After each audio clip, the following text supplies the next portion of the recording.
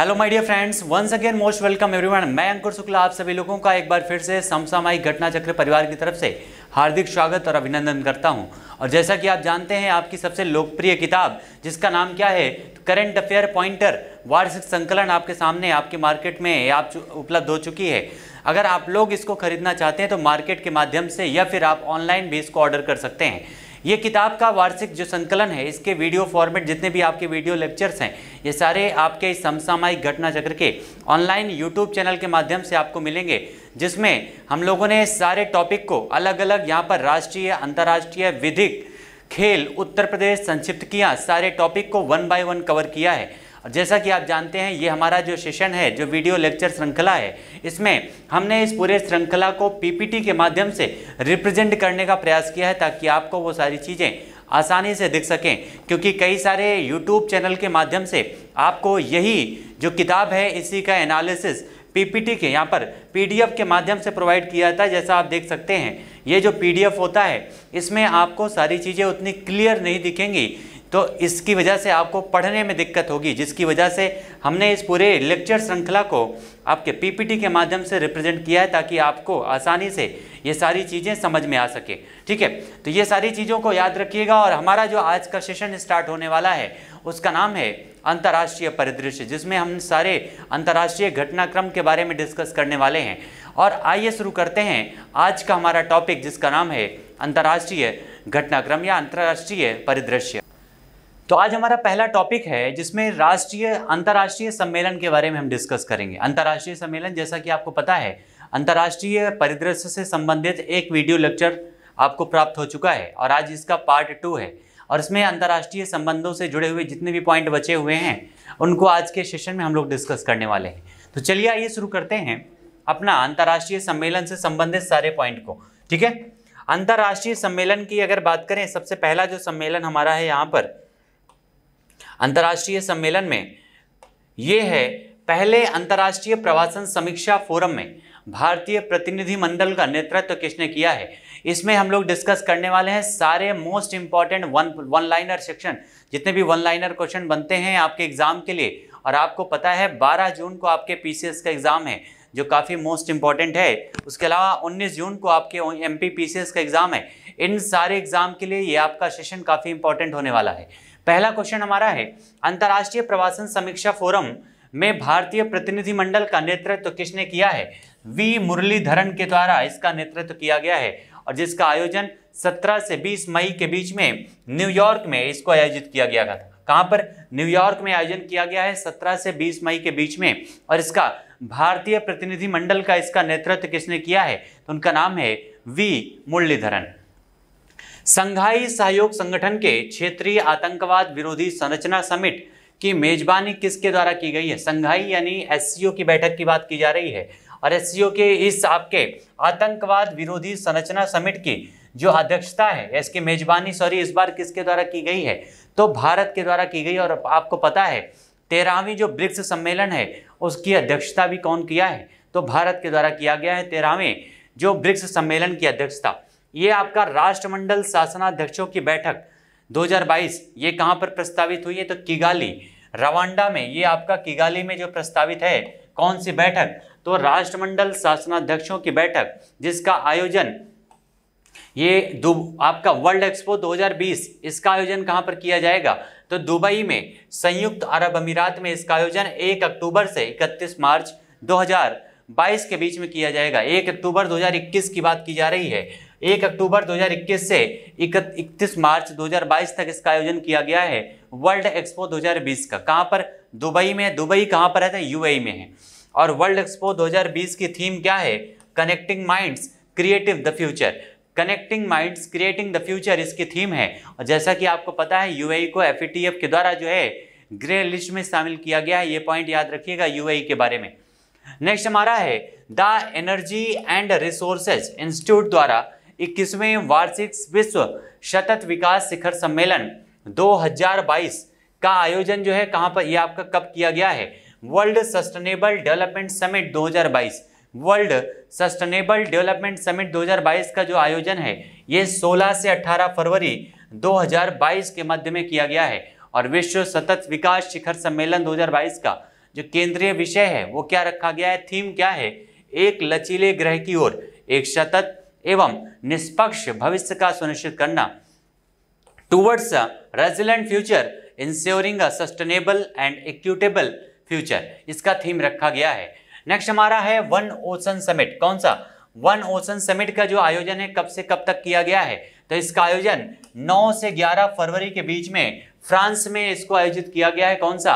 One ocean summit. आयोजन कहां पर है, तो फ्रांस में किया गया है। और ये कब किया गया है? 9 से 11 फरवरी के बीच में इसका आयोजन किया गया है। और भारत ने किसके साथ आभासी समुद्र सुरक्षा वार्ता आयोजित की है? भारत की जो है आभासी समुद्र सुरक्षा वार्ता किसके साथ आयोजित की गई है, तो ये यूरोपीय संघ के द्वारा, यानी यूरोपियन यूनियन के द्वारा जो है ये आपके उसी के साथ इस बैठक का जो है आयोजन किया गया है। और ये कौन सा संस्करण है, तो ये इसका दूसरा संस्करण आयोजित किया गया है।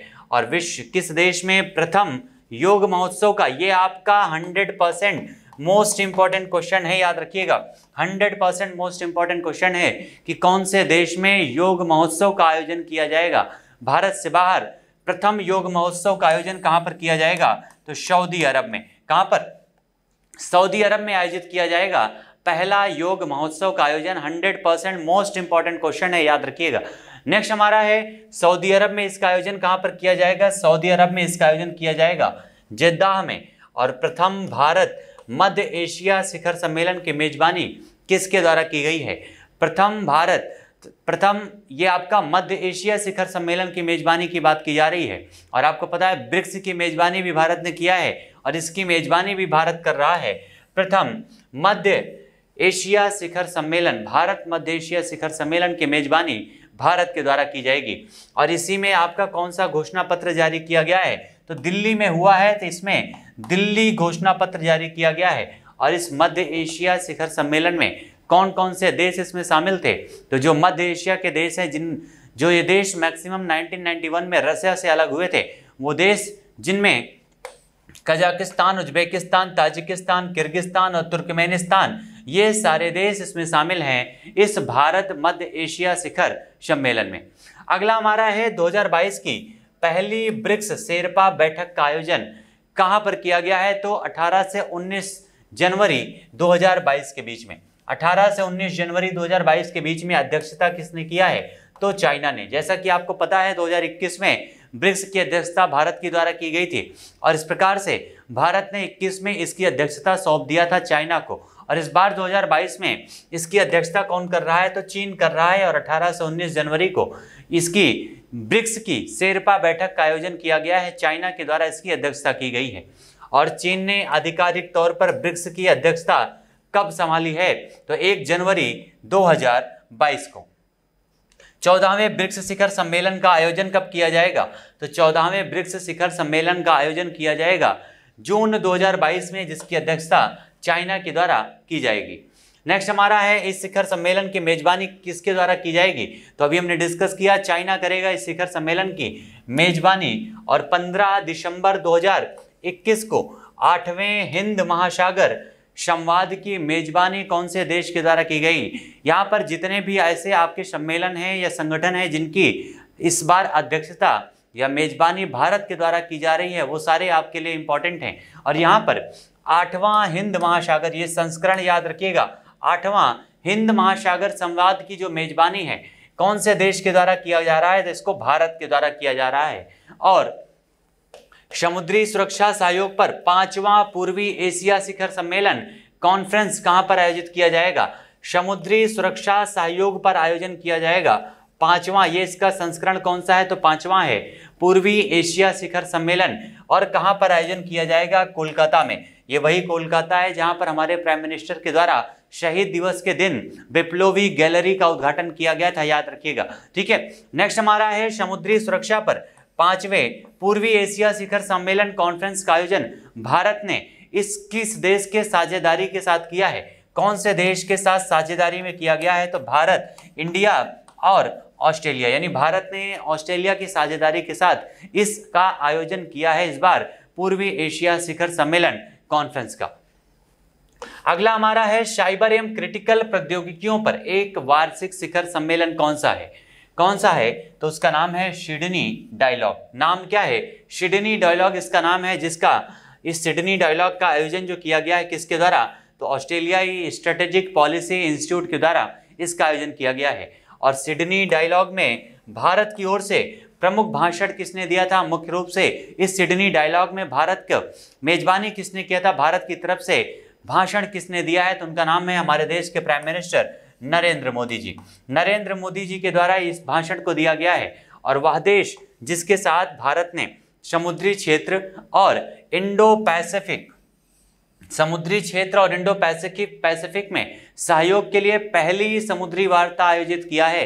पहली बार समुद्री वार्ता आयोजित की गई है इस देश के साथ, तो उसका नाम है यूनाइटेड किंगडम यानी ब्रिटेन। यूनाइटेड किंगडम के साथ ये वार्ता आयोजित की गई है भारत की समुद्री सुरक्षा के लिहाज से।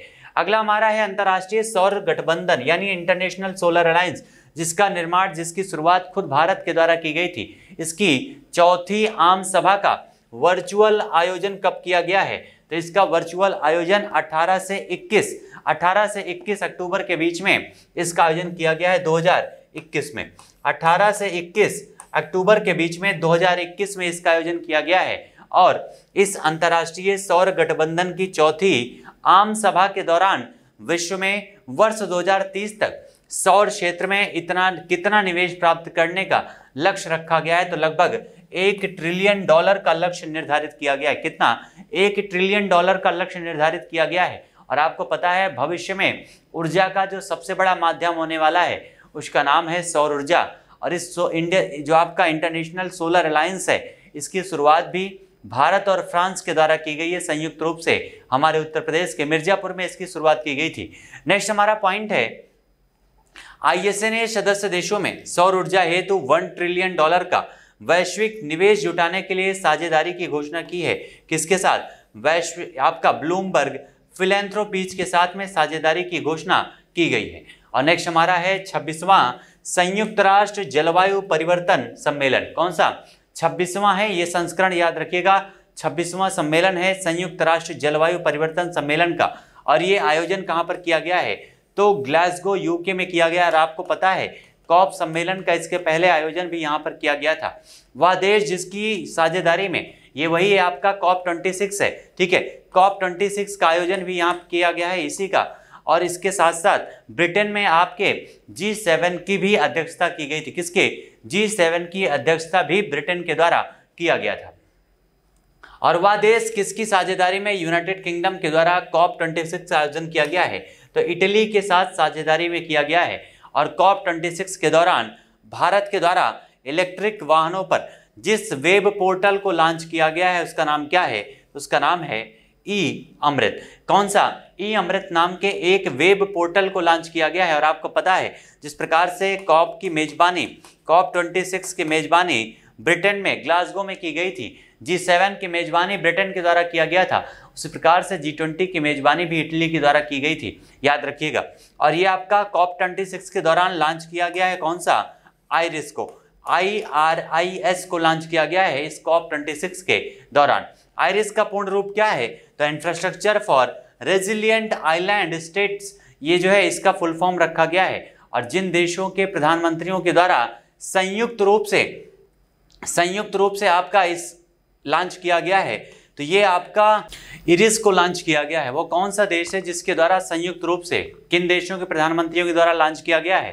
तो यूनाइटेड किंगडम के। कौन कौन से देश इसमें शामिल हैं ये क्वेश्चन पूछा गया है। तो यूनाइटेड किंगडम के, भारत के, ऑस्ट्रेलिया, फिजी, जमैका और मॉरिशस, इन सारे देशों के प्रधानमंत्रियों के संयुक्त उद्यम के माध्यम से इस इरिस को लॉन्च किया गया, जिसका फुल फॉर्म हम लोग देख चुके हैं, इंफ्रास्ट्रक्चर फॉर रेजिलेंट आइलैंड। ये स्टेट्स जो हैं इसके आपके फुल फॉर्म होते हैं। और ग्लासगो में COP 26 शिखर सम्मेलन के दौरान राष्ट्रीय वक्तव्य के तहत प्रधानमंत्री नरेंद्र मोदी के द्वारा प्रस्तुत 5 अमृत तत्वों का नाम क्या दिया गया है? तो उसका नाम है पंचामृत। नाम क्या है? तो पंचामृत उसका नाम रखा गया है। और ये पंचामृत आखिर हैं कौन कौन से? तो आइए देखते हैं। प्रधानमंत्री नरेंद्र मोदी के द्वारा प्रस्तुत 5 अमृत तत्व कौन कौन से हैं? तो वर्ष 2030 तक गैर जीवाश्म ऊर्जा क्षमता को 500 गीगावाट तक पहुंचाना, वर्ष 2030 तक भारत की 50% ऊर्जा आवश्यकताओं की नवीकरणीय ऊर्जा में पूर्ति करना, वर्तमान से लेकर वर्ष 2030 तक कुल प्रस्तावित कार्बन उत्सर्जन में 1 बिलियन टन की कटौती करना और वर्ष 2030 तक भारत अपनी अर्थव्यवस्था की कार्बन तीव्रता में 45% से भी कम करेगा। और साथ ही साथ लास्ट है वर्ष 2070 तक भारत नेट जीरो की प्रगति का इसको जो है प्राप्ति करेगा। नेट जीरो जो कार्बन उत्सर्जन होता है उसको प्राप्त करेगा, इस लक्ष्य को प्राप्त करेगा। ये 5 अमृत तत्व यानी पंचामृत का जो है रखा गया है प्रस्ताव भारत के द्वारा। COP26 के दौरान यूरोपीय संघ एवं अन्य भागीदारों द्वारा क्या लॉन्च किया गया है? तो नाम है ग्लोबल मीथेन प्लेज को लॉन्च किया गया है।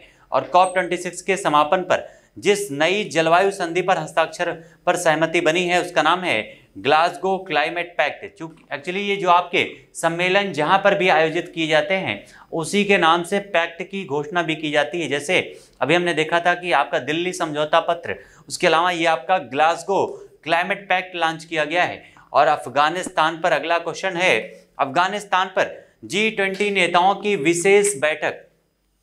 विशेष बैठक का आयोजन किया गया है। कहां पर? तो इटली के द्वारा।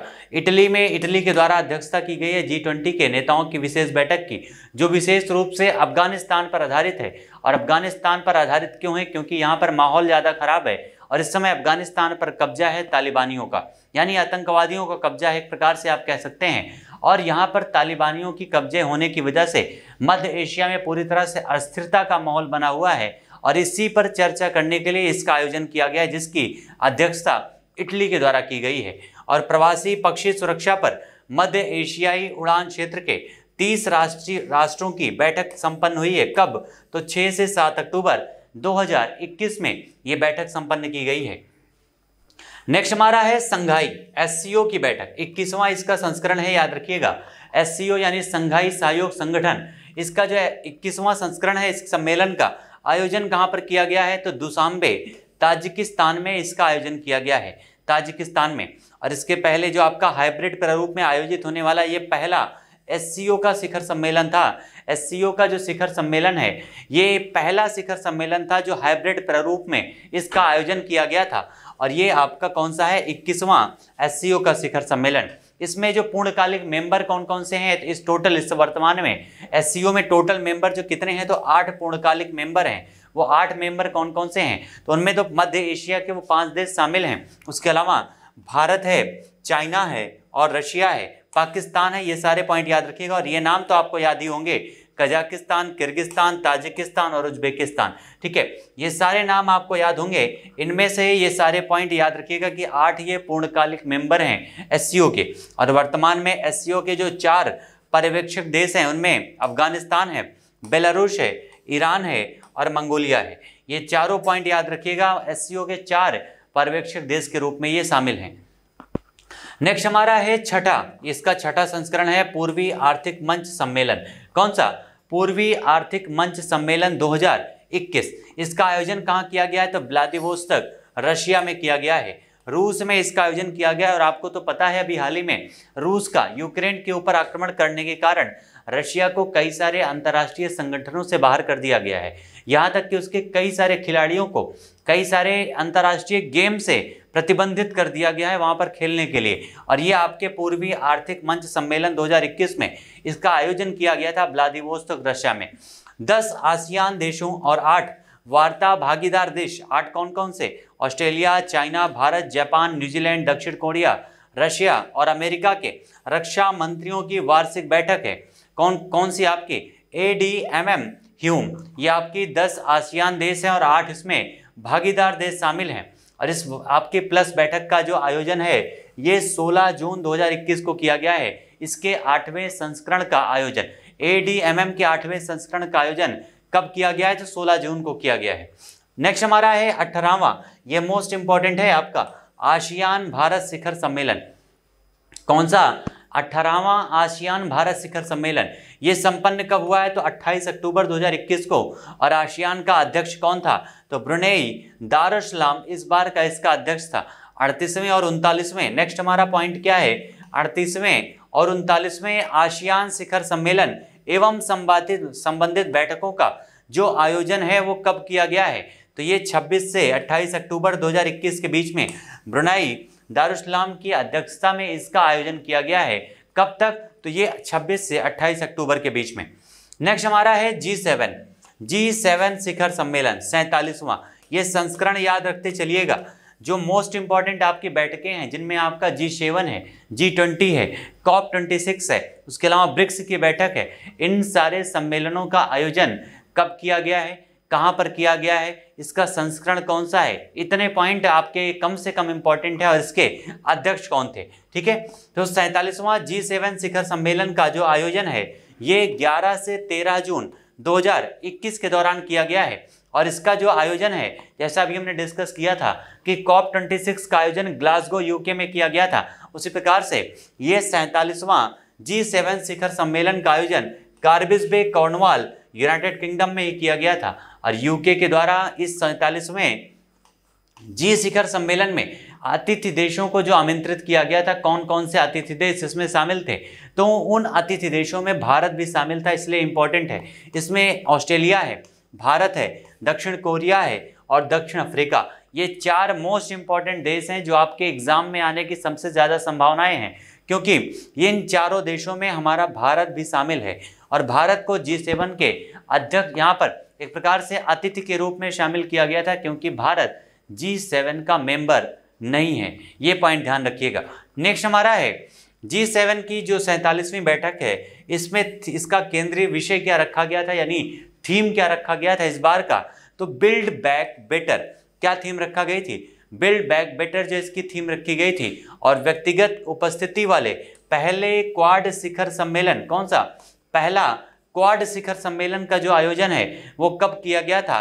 तो ये 24 सितंबर की बात है और वाशिंगटन DC अमेरिका में किया गया था। कहाँ पर? वाशिंगटन DC अमेरिका में क्वाड का पहला व्यक्तिगत शिखर सम्मेलन का आयोजन किया गया है। और जैसा कि आपको पता है, दूसरा अभी हाल ही में सेकेंड आपका व्यक्तिगत सम्मेलन का जो आयोजन है जापान में किया गया है। कहाँ पर? जापान में किया गया है। ये पॉइंट भी ध्यान रखिएगा। अभी कुछ दिन पहले हमारे देश के प्रधानमंत्री जापान की यात्रा पर थे, टोक्यो की भ्रमण पर थे, और वहीं पर इस क्वाड शिखर सम्मेलन का आयोजन किया गया है। और क्वाड को तो आपको पता ही है, क्वाड का मतलब होता है क्वाड्रिलेटरल, यानी 4 देश इसमें शामिल होते हैं, जिसमें भारत है, ऑस्ट्रेलिया है, अमेरिका है और जापान है। तो 4 देश इसमें शामिल हैं। और पहली बैठक इसकी व्यक्तिगत हुई थी वाशिंगटन DC अमेरिका में, और दूसरी अभी हाल ही में जापान में इसका आयोजन किया गया है। सितंबर 2021 में आयोजित क्वाड शिखर सम्मेलन की मेजबानी किसने किया है? तो जो बाइडेन, क्योंकि अमेरिका में वाशिंगटन DC में हुआ है, तो जो बाइडेन ने इसकी सम्मेलन की मेजबानी की है, जो अमेरिका के राष्ट्रपति हैं। और क्वाड समूह को आधिकारिक रूप से किस नाम से जाना जाता है? तो चतुर्भुज सुरक्षा संवाद के रूप में। किस नाम से? चतुर्भुज सुरक्षा संवाद के नाम से इसको जाना जाता है, क्वाड शिखर सम्मेलन को। इसमें कौन कौन से देश हैं? तो अभी हमने आपको बताया, अमेरिका, ऑस्ट्रेलिया, भारत और जापान। अभी तक इसकी 4 बैठकें हो चुकी हैं, जिनमें से 2 वर्चुअल रूप से हुई हैं और 2 व्यक्तिगत रूप से आयोजित की गई हैं। ठीक है, नेक्स्ट हमारा है G20 का। वर्तमान में G20 का अध्यक्ष कौन है? तो इटली है। G20 का जो शिखर सम्मेलन है, ये 16वां शिखर सम्मेलन था। संस्करण ध्यान दीजिएगा, ये इसका कौन सा संस्करण है? G20 शिखर सम्मेलन का। G20 शिखर सम्मेलन का ये 16वां संस्करण है, जिसका आयोजन कहाँ पर किया गया है? रोम, इटली में किया गया है। जैसा कि आपने देखा अभी यहाँ पर रोम, इटली में G20 की अध्यक्षता की गई है। G7 की अध्यक्षता कहाँ पर? ब्रिटेन में की गई है, यूनाइटेड किंगडम में किया गया है।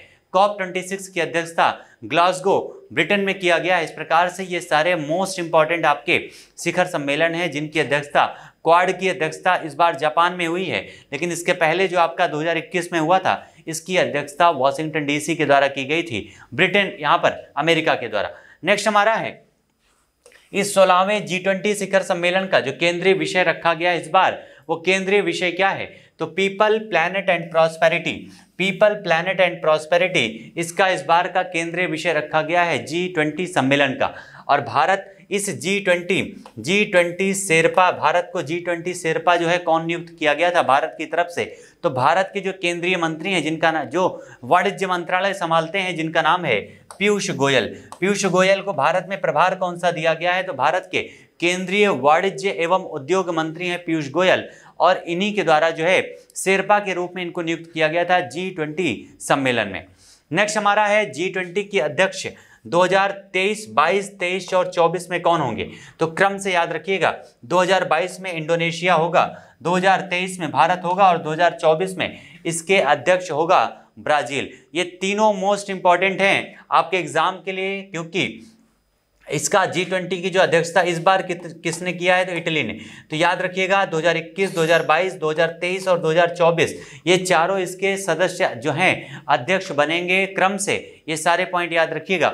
भारत भी इसका अध्यक्ष 2022 में बनने वाला था, लेकिन कोविड के कारण भारत की अध्यक्षता को उससे छीन करके इंडोनेशिया को दे दिया गया और भारत अब इसकी अध्यक्षता 2023 में करेगा। नेक्स्ट हमारा है 13वें ब्रिक्स शिखर सम्मेलन। इसकी मेजबानी किसके द्वारा की गई है? जो 21 में हुआ था, तो इसका मेजबानी भारत के द्वारा की गई थी। किसके द्वारा? भारत के द्वारा। जबकि जून में जो आपका ब्रिक्स का 14वां शिखर सम्मेलन है, इसकी मेजबानी किसके द्वारा की जाएगी? तो चाइना के द्वारा किया जाएगा। ये पॉइंट भी ध्यान रखिएगा।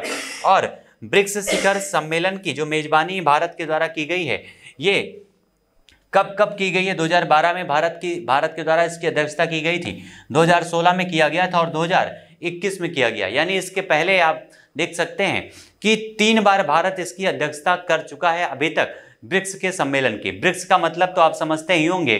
ब्रिक्स का सिंपल सा मतलब होता है Brazil, Russia, India, China, south Africa, जिसकी शुरुआत की गई थी 2009 में। ये सारे पॉइंट याद रखिएगा। 2010 में इसमें एक देश शामिल हुआ था जिसका नाम है साउथ अफ्रीका, और जो पहली बार किस सम्मेलन में शामिल हुआ था? तो 2011 के सम्मेलन में शामिल हुआ था। इसकी शुरुआत येक्टेनबर्ग रशिया में की गई थी। ये सारे पॉइंट ध्यान दीजिएगा ब्रिक्स सम्मेलन से संबंधित।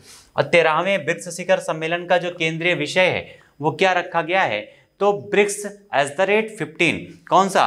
ब्रिक्स @15 निरंतरता, समेकन और आम सहमति के लिए अंतर ब्रिक्स सहयोग इस बार की इसकी केंद्रीय विषय रखी गई है। इसकी स्थापना की वर्षगांठ कौन सी है? तो 15वीं वर्षगांठ है। इसके समापन पर 13वें ब्रिक्स शिखर सम्मेलन के समापन पर यहाँ पर अंगीकृत कौन सा किया गया? तो नई दिल्ली घोषणा पत्र को अंगीकृत किया गया है। कौन सी 2 नई पहले इसमें चालू की गई हैं? तो BRICS alliance on green tourism तथा ब्रिक्स कृषि अनुसंधान मंच की शुरुआत इन ब्रिक्स देशों के द्वारा सम्मेलन में इस पर सहमति बनी है। ये दोनों पॉइंट याद रखिएगा। अगला हमारा नया टॉपिक यहाँ पर से शुरू होगा, क्योंकि इसके पहले सारे सम्मेलन के बारे में हम डिस्कस कर रहे थे।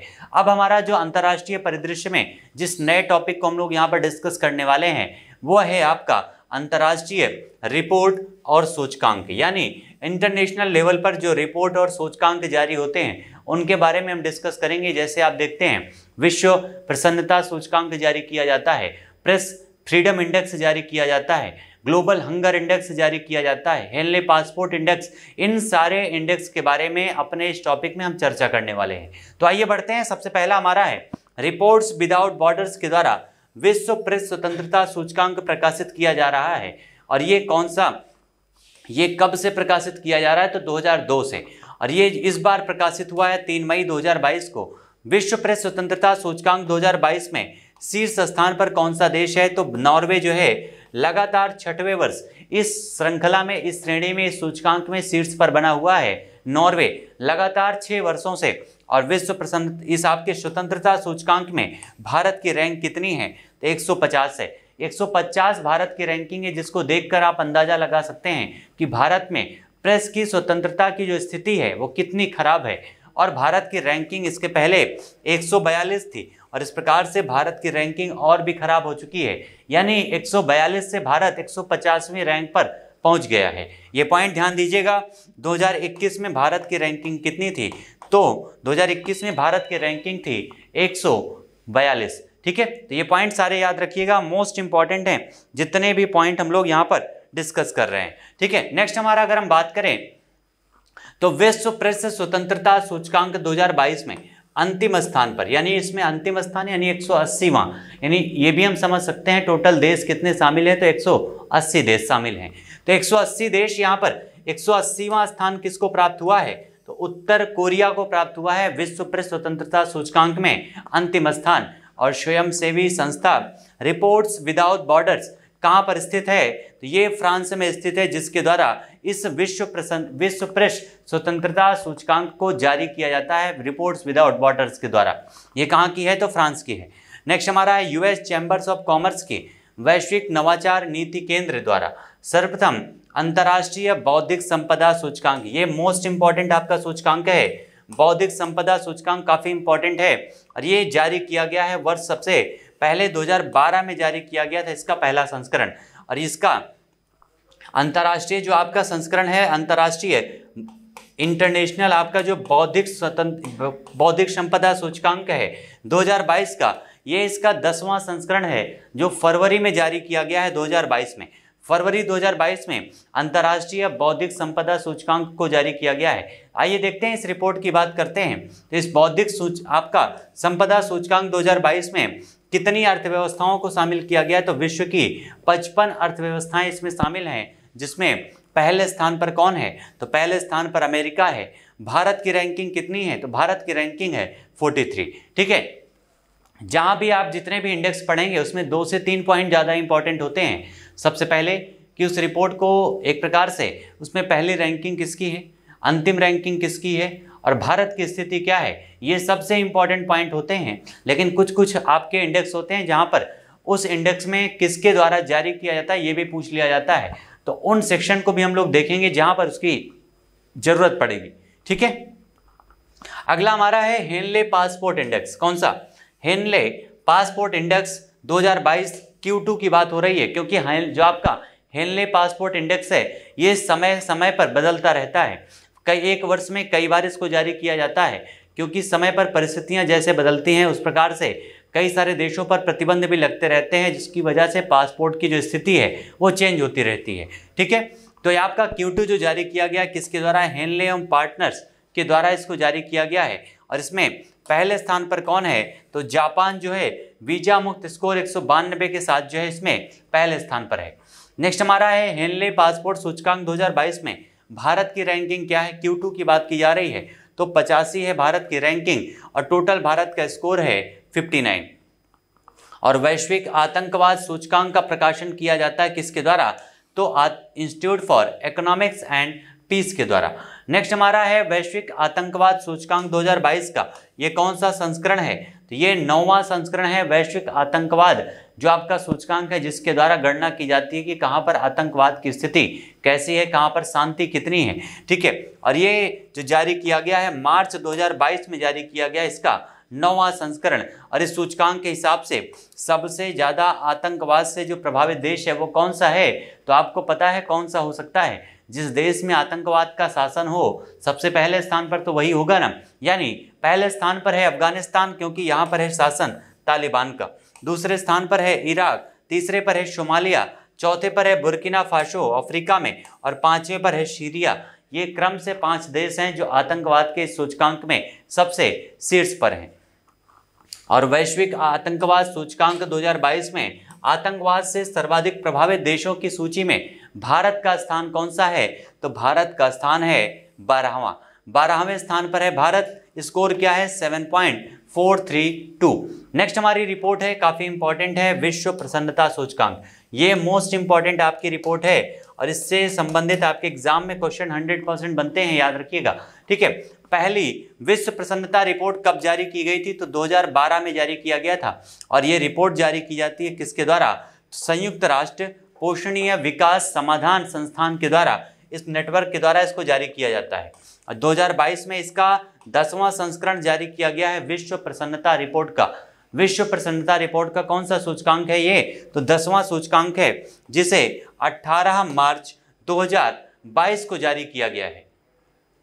विश्व प्रसन्नता रिपोर्ट 2022 में सर्वाधिक प्रसन्न देश की सूची में पहले स्थान पर कौन है, यानी इस सूची में प्रदर्शित किया जाता है कि कौन सा देश अपने आर्थिक कारणों से या फिर सामाजिक कारणों से कितना खुश है। इस सूचकांक में इसी आधार पर उन देशों को रैंकिंग दी जाती है और इसमें सबसे पहले स्थान पर कौन है, तो फिनलैंड 7.821 की रैंक इसके स्कोर के साथ में पहले स्थान पर बना हुआ है। सबसे दुखी देश कौन सा है दुनिया का, तो उसका नाम है अफगानिस्तान। उसका रीजन भी है क्योंकि अफगानिस्तान आतंकवाद के लिस्ट में सबसे ऊपर है। आतंकवादियों का शासन जहां पर हो वहां पर लोग खुश कैसे रह सकते हैं। इस प्रकार से इस विश्व प्रसन्नता सूचकांक में सबसे अंतिम स्थान पर कौन सा है, अफगानिस्तान है। अभी आपने देखा प्रेस स्वतंत्रता सूचकांक में भी अंतिम स्थान पर कौन है, तो अफगानिस्तान है। इस प्रकार से कई सारे इंडेक्स में अफगानिस्तान अंतिम स्थान पर बना हुआ है।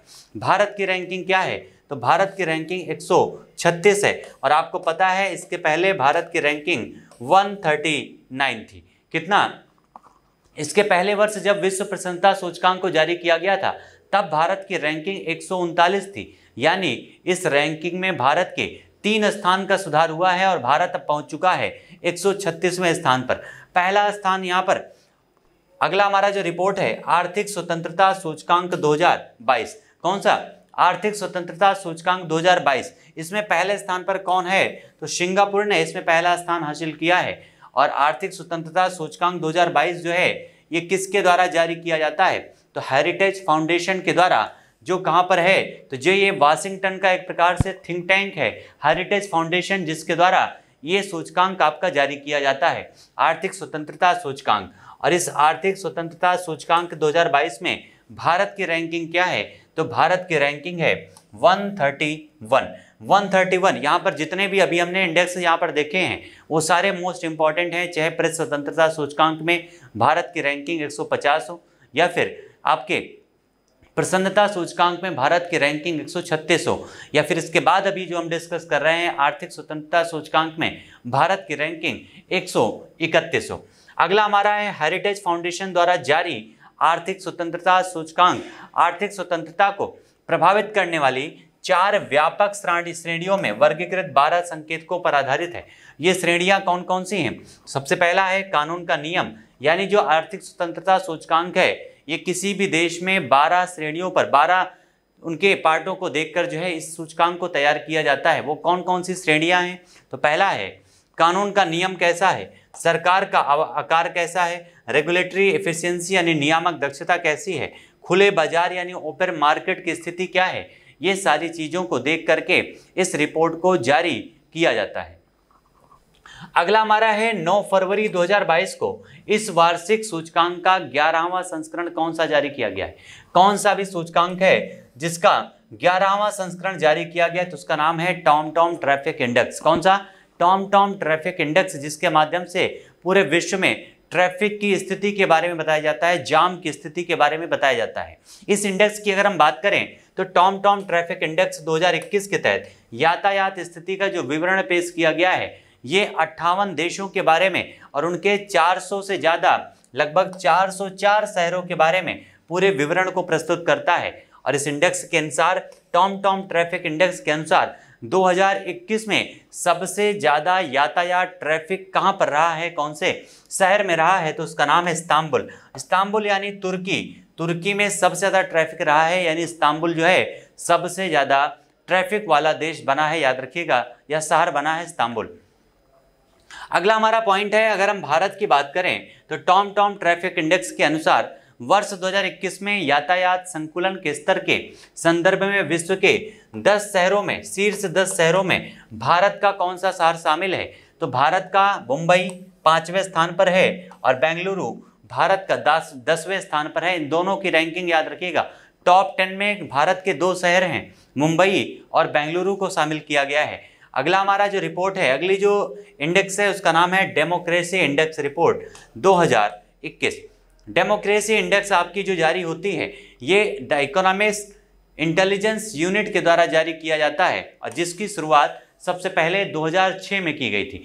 2006 से इस रिपोर्ट को जारी किया जाता है जिसमें उस देश के एक प्रकार से डेमोक्रेसी के बारे में चर्चा की जाती है और डेमोक्रेसी यानी लोकतंत्र की स्थिति का वर्णन किया गया है। कितने स्वतंत्र देशों के, तो 165 स्वतंत्र देश शामिल हैं और 2 अन्य टेरिटरीज जिसमें शामिल होती हैं, 2 अन्य क्षेत्र भी शामिल किए गए हैं।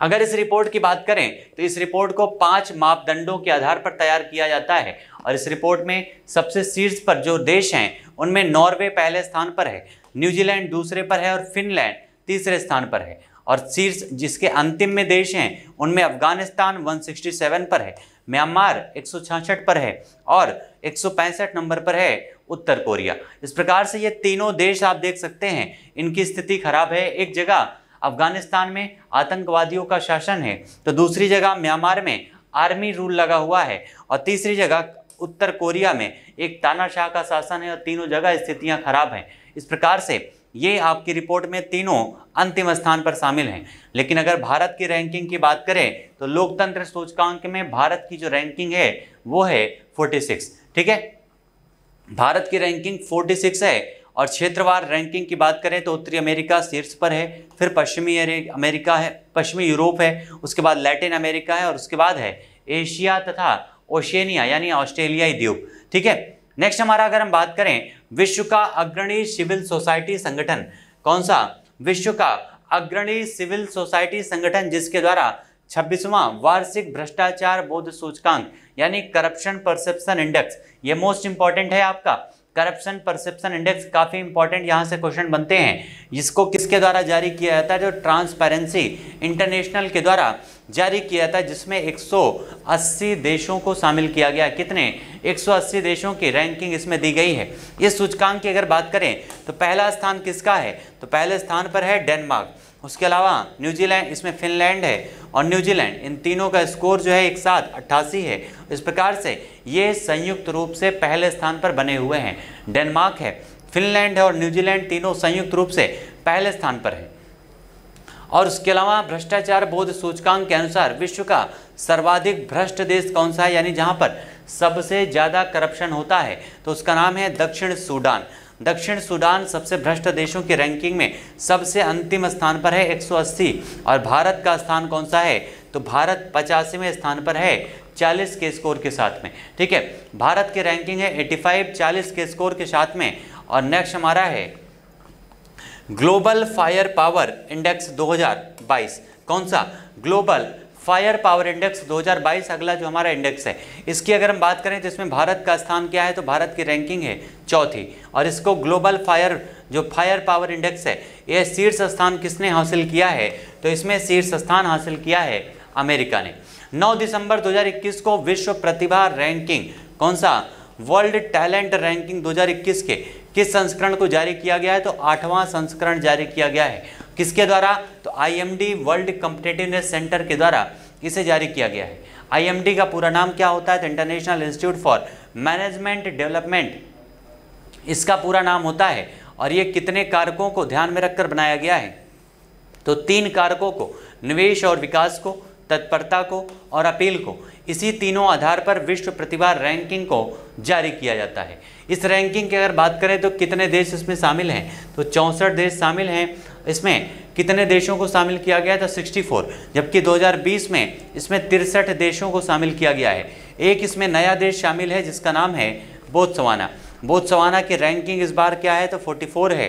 पहले स्थान पर कौन है? शीर्ष पर स्विट्जरलैंड है, स्वीडन है और लग्जमबर्ग है। ये शीर्ष 3 देश हैं, याद रखिएगा।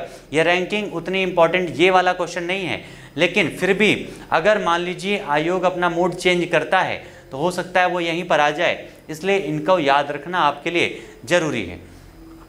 इसमें अंतिम 3 स्थान पर कौन है? तो वेनेजुएला है, दक्षिण अफ्रीका है और पेरू, ये अंतिम 3 स्थान पर हैं। भारत की जो रैंकिंग है वो है 56। यानी सिंपल सा आप देख सकते हैं भारत की रैंकिंग भी उतनी अच्छी नहीं है। ठीक है, 56 है भारत की रैंकिंग।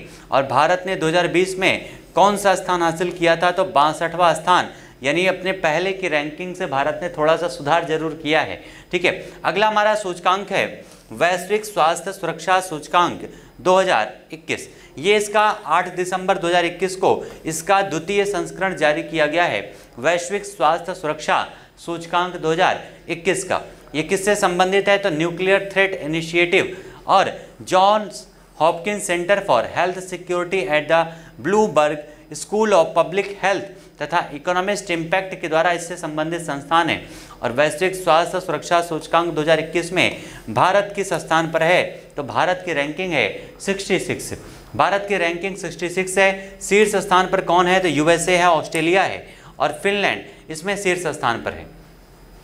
उसके बाद नेक्स्ट हमारा है विश्व असमानता रिपोर्ट। ये इंपॉर्टेंट आपका है, विश्व असमानता रिपोर्ट 2022। ये काफ़ी इंपॉर्टेंट यहाँ से क्वेश्चन बनते हैं।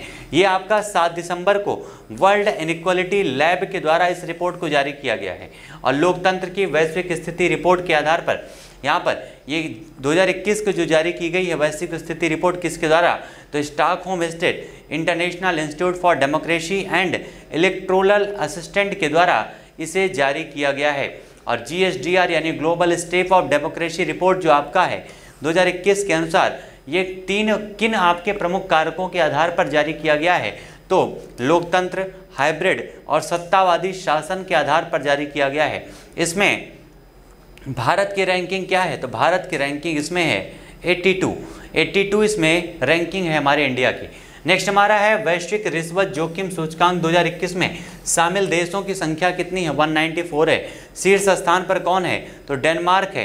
भारत की स्थान कितनी है, तो भारत की ये आपका ग्लोबल पेंशन रैंकिंग है। नेक्स्ट हमारा है ग्लोबल पेंशन इंडेक्स 2021, ठीक है। अगला हमारा है ग्लोबल पेंशन इंडेक्स, इसमें भारत की रैंकिंग कितनी है, तो 40वां है। शीर्ष स्थान पर कौन है, तो आइसलैंड है, नीदरलैंड है, डेनमार्क है। ये शीर्ष 3 स्थान पर हैं ये तीनों देश, लेकिन भारत की इसमें रैंकिंग है टोटल यहाँ पर 40 रैंकिंग है इस आपके ग्लोबल पेंशन इंडेक्स में। अगला हमारा है विश्व के देशों के उनकी औषधि नीतियों के अनुरूप रैंक प्रदान करने वाला पहला वैश्विक सूचकांक कौन सा है, ग्लोबल ड्रग पॉलिसी इंडेक्स। ये जो आपका सूचकांक है ये पहली बार जारी किया गया जिसका नाम है ग्लोबल ड्रग पॉलिसी इंडेक्स। और पहली बार जारी किया गया इसलिए इंपॉर्टेंट है, हो सकता है आयोग की नज़र इस पर पड़ जाए क्योंकि सूचकांक को पहली बार जारी किया गया है। इसका पहला संस्करण जो है 8 नवंबर 2021 को जारी किया गया है। और इसका विकास किसने किया है, तो हार्म रिडक्शन कंसोर्टियम के द्वारा ये रिपोर्ट आपकी जारी की जाती है। इस इंडेक्स की अगर बात करें ग्लोबल ड्रग पॉलिसी 2021, इसमें देशों की संख्या कितनी है, 30 है। नॉर्वे जो है पहले स्थान पर है, भारत का स्थान 18वां है और ये आपका है 10वां वार्षिक वैश्विक खाद्य सुरक्षा सूचकांक। अगला हमारा जो रिपोर्ट है वैश्विक खाद्य सुरक्षा सूचकांक, जो इसकी 10वीं आपकी रिपोर्ट है, ये 10वीं जो रिपोर्ट है किसके द्वारा जारी की जाती है, वो इकोनॉमिस्ट इम्पैक्ट के द्वारा इसके 10वें संस्करण को जारी किया गया। किसके द्वारा, तो इकोनॉमिस्ट इम्पैक्ट के द्वारा 10वें संस्करण को वैश्विक खाद्य सुरक्षा सूचकांक की जारी किया गया है, जिसमें शामिल देशों की संख्या टोटल 113 है। भारत की रैंकिंग 71 है, पहला स्थान मिला है आयरलैंड को। और अगला हमारा यहाँ पर रैंकिंग है, ये तीनों पॉइंट याद रखिएगा, टोटल देश कितने शामिल हैं, भारत की रैंकिंग कितनी है और साथ ही साथ इसमें पहले स्थान पर कौन सा देश है, इतने पॉइंट आपको याद होना जरूरी है। नेक्स्ट हमारी जो रैंकिंग है उसका नाम है rule of law index 2021। Rule of law index 2021 जो है ये किसके द्वारा जारी किया जाता है, तो वर्ल्ड जस्टिस प्रोजेक्ट के द्वारा। किसके द्वारा, वर्ल्ड जस्टिस प्रोजेक्ट के द्वारा रूल ऑफ लॉ इंडेक्स को जारी किया जाता है। और इस हिसाब से इसमें टोटल कितने देशों को शामिल किया गया है, 139, टोटल 139 देशों को इस रूल ऑफ लॉ इंडेक्स में रैंकिंग प्रोवाइड की गई है, जिसमें डेनमार्क पहले स्थान पर है, नॉर्वे दूसरे पर है, फिनलैंड तीसरे स्थान पर है इस रैंकिंग के हिसाब से। इसमें अंतिम स्थान पर कौन है, तो अंतिम स्थान पर है वेनेजुएला। भारत की रैंकिंग है 79, ये आपका रूल ऑफ लॉ इंडेक्स में याद रखिएगा।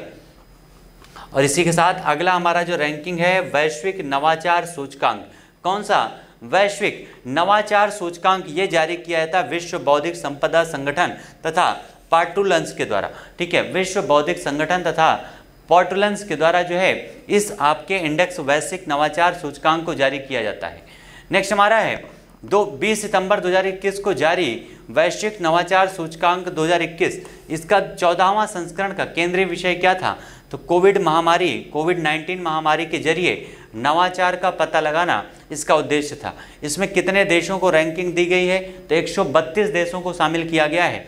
और ये 11वें वर्ष पहले स्थान पर कौन बना हुआ है, तो स्विट्जरलैंड। यानी आप देख सकते हैं लगातार 11 वर्षों पे एक ही देश इसमें टॉप में बना हुआ है, यानी शीर्ष पर बना हुआ है।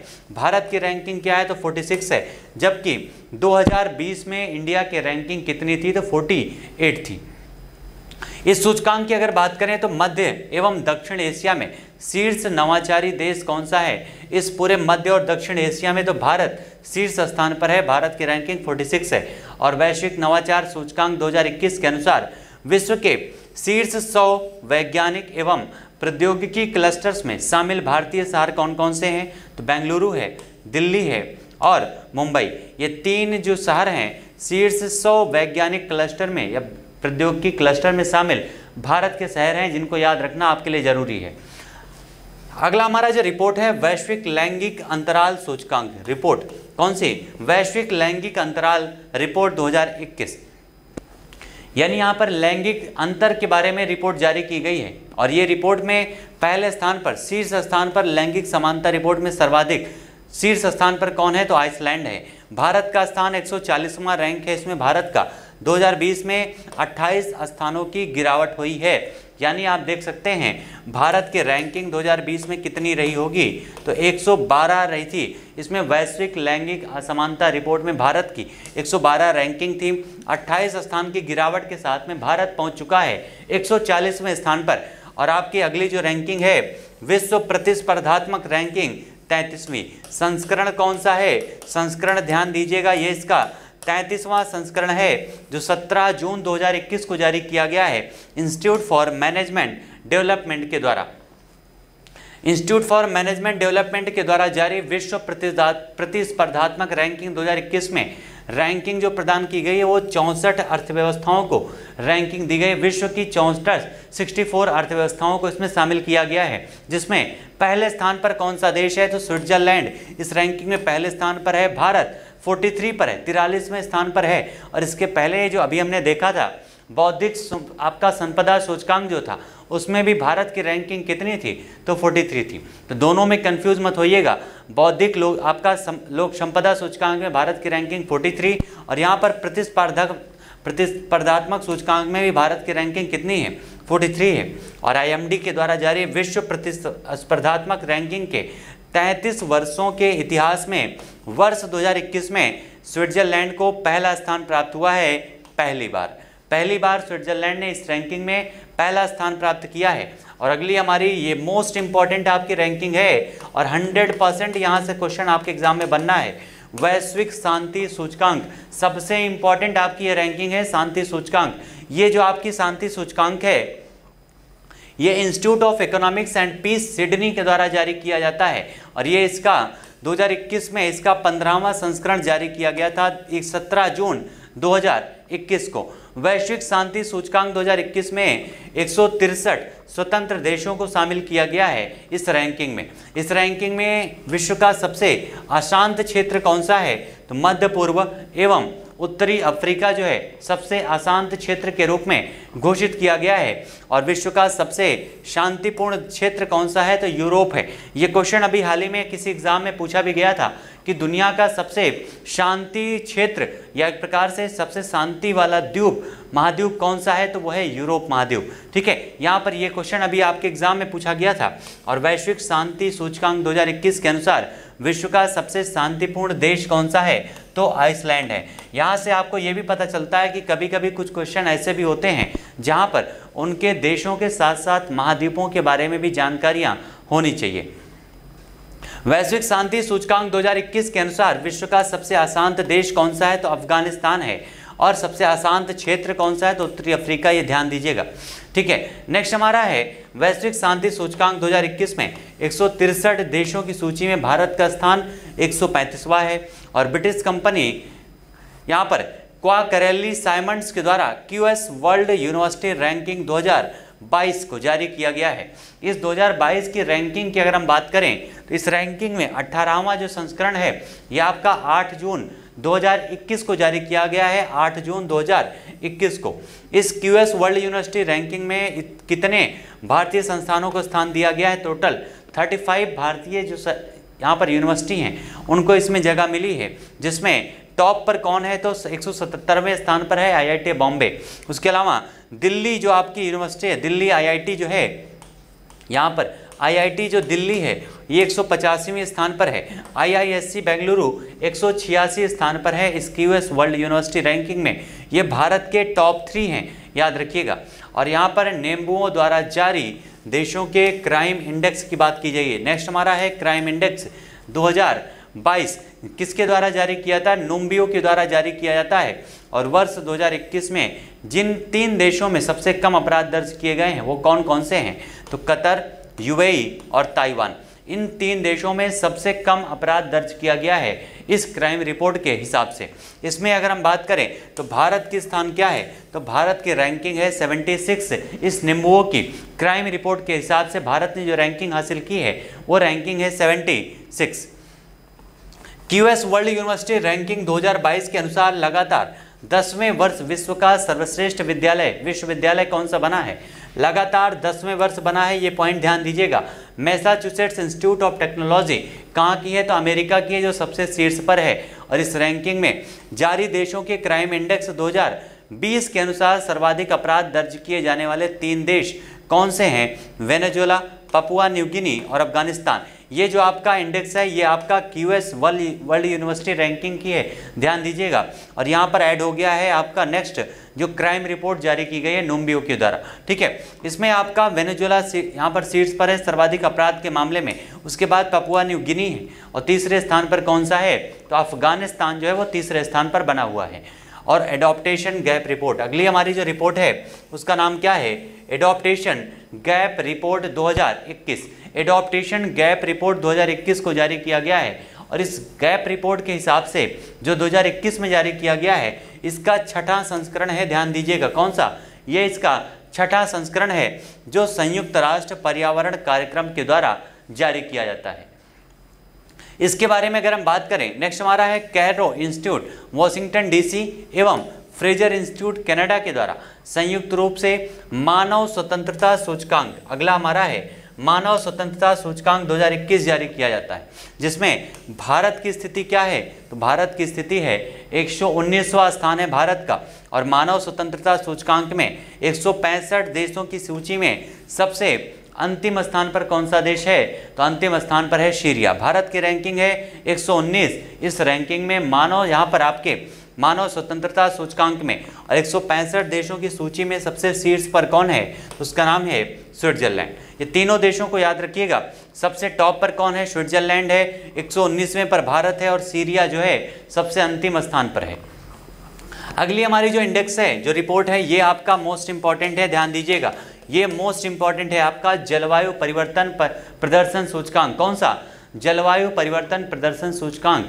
ये ऐसी रिपोर्ट है जहां पर टॉप पर आने के लिए लोग तरस जाते हैं, ठीक है। इस रैंक की इसकी रिपोर्ट की बात करें तो जर्मनी इसमें स्थित जर्मन वॉच और न्यू क्लाइमेट इंस्टीट्यूट के द्वारा जलवायु परिवर्तन प्रदर्शन सूचकांक जारी किया जाता है।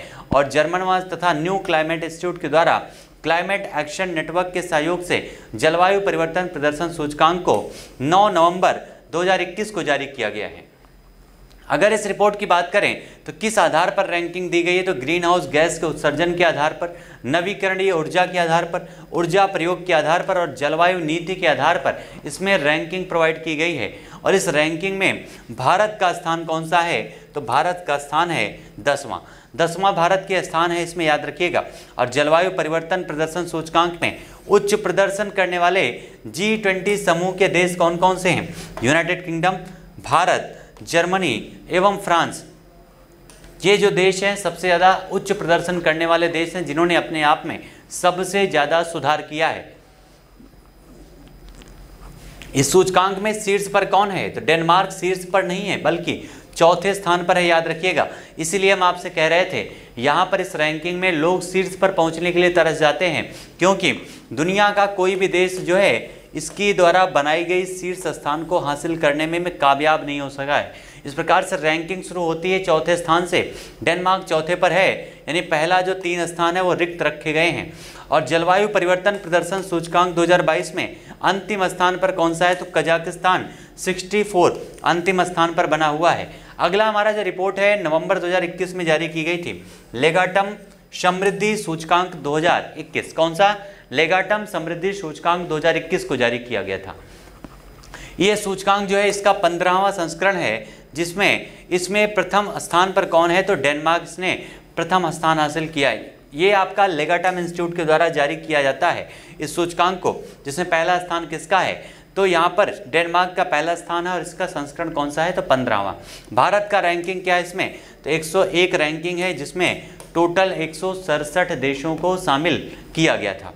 नेक्स्ट अगर हम बात करें तो 2021 में IMD एवं Singapore university of technology and design के द्वारा संयुक्त रूप से जारी की गई रिपोर्ट कौन सी है? तो उसका नाम है IMD SUTD smart city index report, smart city index report 2021। और ये जो आपका स्मार्ट सिटी इंडेक्स रिपोर्ट है, इसमें 118 शहरों को, दुनिया के 118 शहरों को इसके हिसाब से रिपोर्ट यहाँ पर प्रोवाइड किया गया है, रिपोर्ट दी गई है इसमें। और इस रिपोर्ट में सिंगापुर पहले स्थान पर है, ज्यूरिख दूसरे स्थान पर है, ओस्लो तीसरे स्थान पर है। ये 3 ऐसे शहर हैं जो इस इंडेक्स के अनुसार शीर्ष पर हैं। उसके अलावा अगर हम बात करें तो भारत की, तो भारतीय शहरों में यहाँ पर 89 स्थान पर दिल्ली है, मुंबई 90 पर है, हैदराबाद 92 पर है और बेंगलुरु जो है 93 पर है। इस प्रकार से भारत के शहरों की रैंकिंग काफ़ी नीचे है। और वर्ष 2021 के वैश्विक भूखमरी सूचकांक, ये आपका मोस्ट इंपॉर्टेंट है, याद रखिएगा, GHI यानी ग्लोबल हंगर इंडेक्स, ये काफ़ी इंपॉर्टेंट आपका इंडेक्स है, याद रखिएगा। ये आपका किसके द्वारा जारी किया जाता है? तो कंसर्न वर्ल्ड वाइड और वर्ल्ड हंगर हेल्थ के द्वारा इसको जारी किया जाता है, जिसे 14 अक्टूबर 2021 को जारी किया गया था। इस रैंकिंग की अगर बात करें, वैश्विक भुखमरी सूचकांक 2021 में 116 देशों की रैंकिंग में भारत की स्थान कितनी है? तो भारत की रैंकिंग है 101 रैंकिंग है भारत की। और वैश्विक भुखमरी सूचकांक में 116 देशों में जो पांच देश भुखमरी के भयावह स्थिति में हैं, वो कौन कौन से हैं? तो मध्य अफ्रीकी गणराज्य, चाड, कांगो, मेडागास्कर और यमन।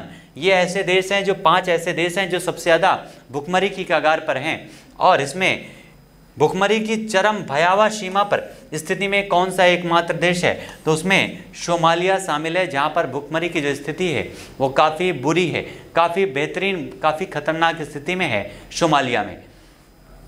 अगली हमारी है ऑक्सफोर्ड गरीबी और मानव विकास पहल तथा UNDP की मानव विकास रिपोर्ट के कार्यालय के द्वारा वैश्विक बहुआयामी गरीबी सूचकांक का विकास कब किया गया था? तो 2010 में किया गया था। और इसी से संबंधित आपका वैश्विक बहुआयामी गरीबी सूचकांक 2021 को 7 अक्टूबर को जारी किया गया है। इसमें केंद्रीय विषय क्या रखा गया है?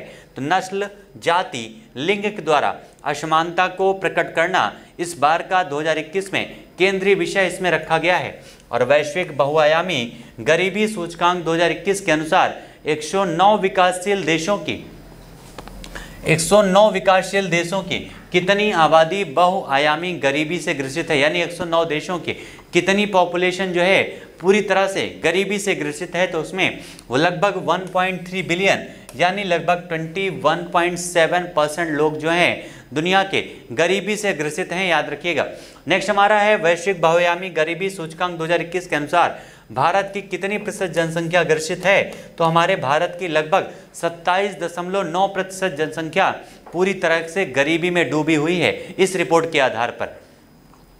वह रिपोर्ट जिसके सतत विकास लक्ष्यों को प्राप्त करने की दिशा में प्रत्येक देश द्वारा की गई प्रगति का आकलन किया जाता है, तो उस रिपोर्ट का नाम क्या है? ये रिपोर्ट जो है अभी हाल ही में पेश की गई है, जिसका नाम है सतत विकास रिपोर्ट। नाम क्या है?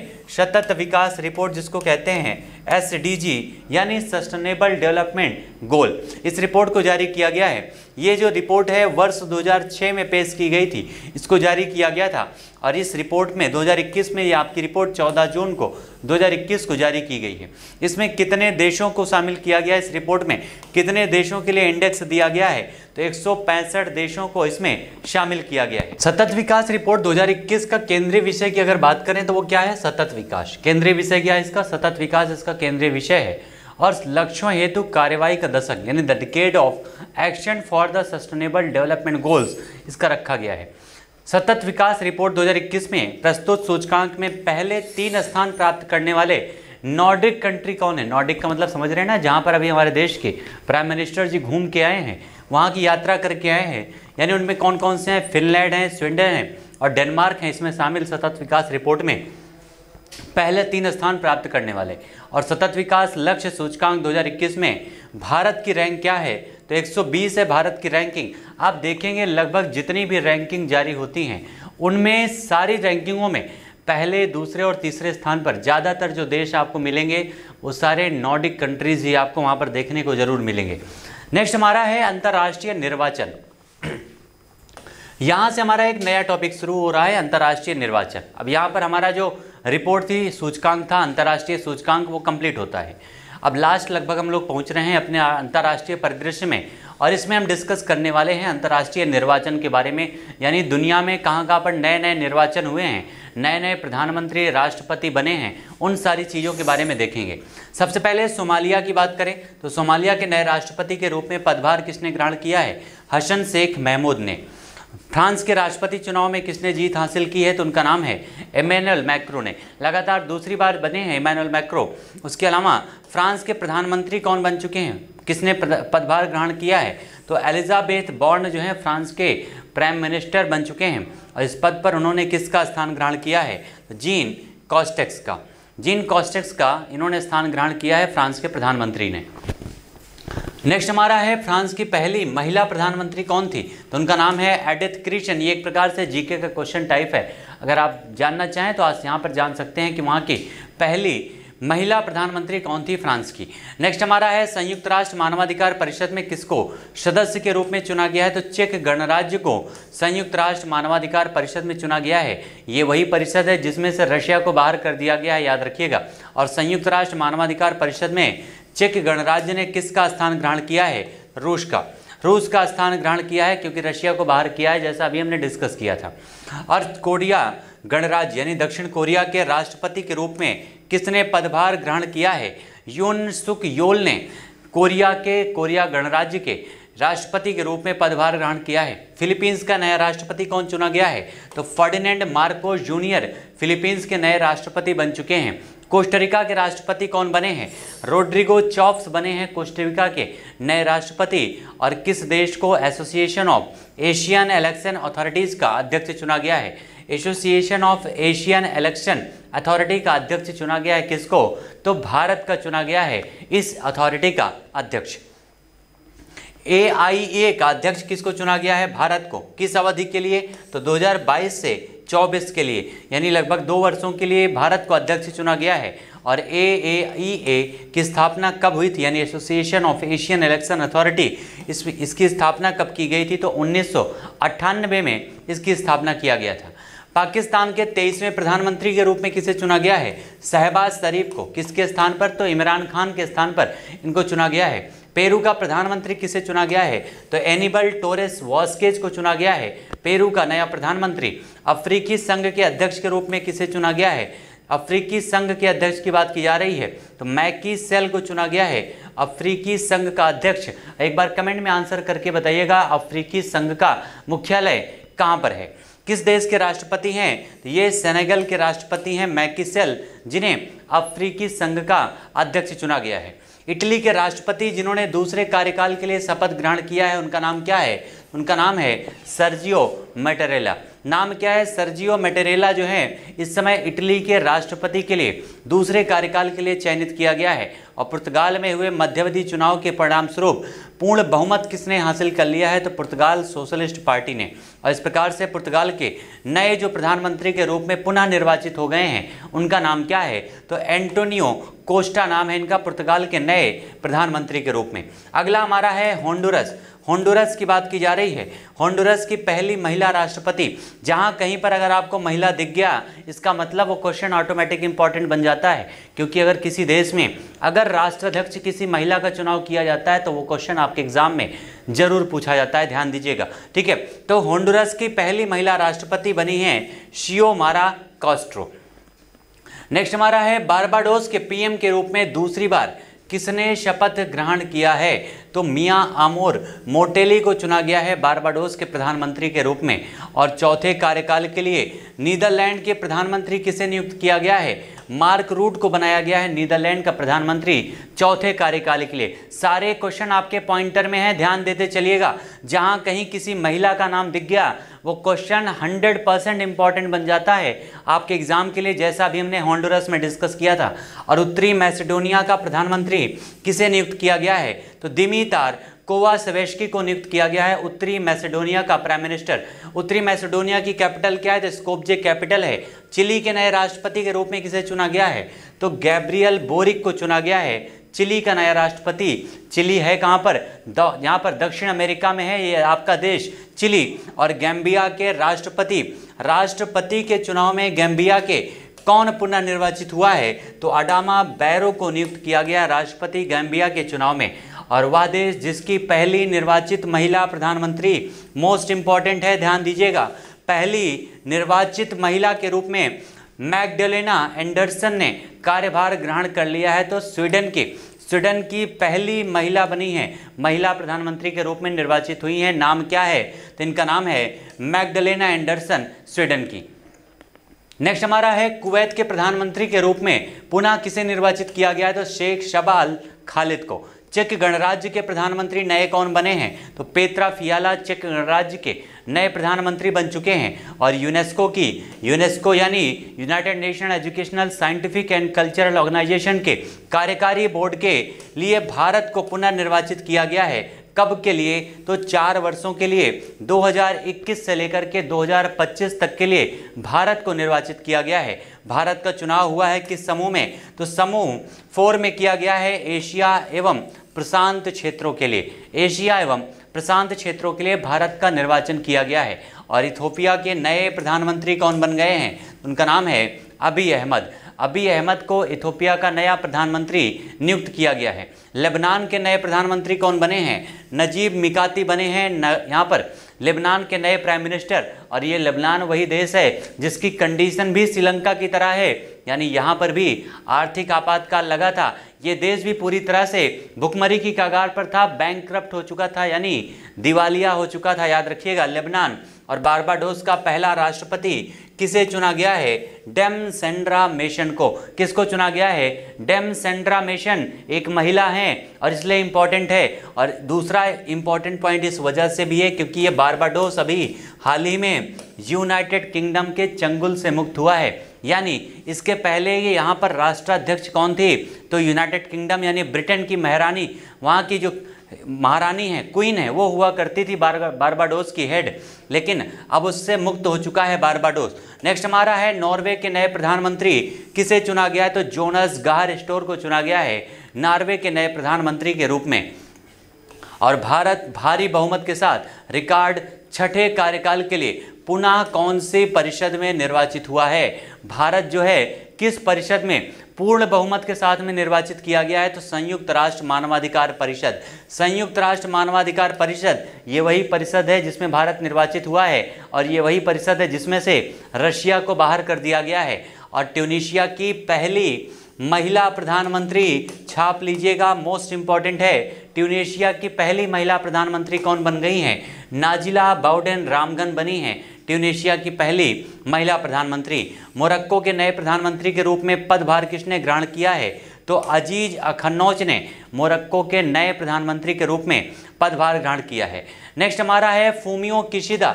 फूमियो किशिदा को कौन से देश का प्राइम मिनिस्टर चुना गया है? ये फूमियो किशिदा वही हैं जो अभी हाल ही में भारत की यात्रा पर आए थे और जहां भी हमारे देश के प्रधानमंत्री, हमारे देश के प्राइम मिनिस्टर ने क्वाड की समूह की बैठक के लिए वहां पर यात्रा भी की थी, याद रखिएगा। तो उनका नाम है जापान।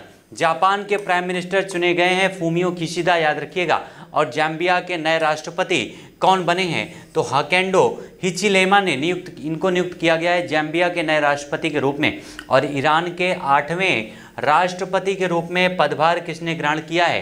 तो ईरान के 8वें राष्ट्रपति के रूप में पदभार ग्रहण किया है इब्राहिम रईसी ने। इब्राहिम रईसी को जो है 8वां यहाँ का राष्ट्रपति चुना गया है। ईरान में राष्ट्रपति चुनाव हुआ था 18 जून 2021 को। नेक्स्ट हमारा है, ये मोस्ट इंपॉर्टेंट कंट्री है जिसका नाम है इजराइल। देखने में तो काफ़ी छोटा है लेकिन पावर में काफ़ी बड़ा है। इसी को कहते हैं देखने में छोटे लगे घाव करे गंभीर। और ये इजराइल का नया प्रधानमंत्री कौन बन गया है? इसका नाम है नफ्ताली बेनेट। जब भारत और चाइना में विवाद काफ़ी बढ़ गया था तो इसी इजराइल ने कहा था कि चाइना को भारत से भिड़ने से पहले सबसे पहले हराना किसको पड़ेगा? तो इजराइल को पराजित करना पड़ेगा। यानी पूरी तरह से भारत का समर्थक देश है और यहाँ के नए प्रधानमंत्री बन चुके हैं नफ्ताली बेनेट। इस प्रकार से हमारा अंतर्राष्ट्रीय परिदृश्य के जितने भी मोस्ट इंपॉर्टेंट टॉपिक थे उन सारे टॉपिक को हम लोगों ने कंप्लीट कर लिया है अपने सेशन में। उम्मीद करते हैं आप लोगों को ये सेशन जरूर पसंद आया होगा। जितने भी लोग हमारे साथ जुड़े हुए थे सेशन में, एक बार कमेंट में आंसर करके बताइएगा कि आज का ये सेशन कैसा रहा। और आपकी जो करंट अफेयर पॉइंटर की जो बुक लॉन्च हो रही है, जो आपके मार्केट में आ चुकी है, ये आपकी बुक, इसका रिस्पांस कैसा रहा आप लोगों के लिए, एक बार कमेंट में आंसर करके ज़रूर बताइएगा। और इस सेशन को पूरे आपके विशेष एग्जाम जो होने वाले हैं, यूपीपीसीएस, एमपीपीसीएस, एनटीपीसी, CBT2, इन सारी परीक्षाओं के आधार पर तैयार किया गया है। तो आप सभी लोग जो एग्ज़ाम में बैठने वाले हैं, आप सभी लोगों को बेस्ट ऑफ लक। हमारी तरफ से अच्छे से तैयारी कीजिएगा मस्त तरीके से, और उम्मीद करते हैं हर वो क्वेश्चन करंट अफेयर के जो 35 से 40 क्वेश्चन आपके एग्ज़ाम में आने वाले हैं, वो सारे क्वेश्चन इसी सेशन से होने वाले हैं, ऐसी उम्मीद करते हैं। चलिए इसी के साथ अपने इस सेशन को हम समाप्त करते हैं। एक बार कमेंट में आंसर करके जरूर बताइएगा सेशन कैसा रहा। मिलते हैं अपने अगले सेशन में, तब तक के लिए आप सभी लोगों को धन्यवाद।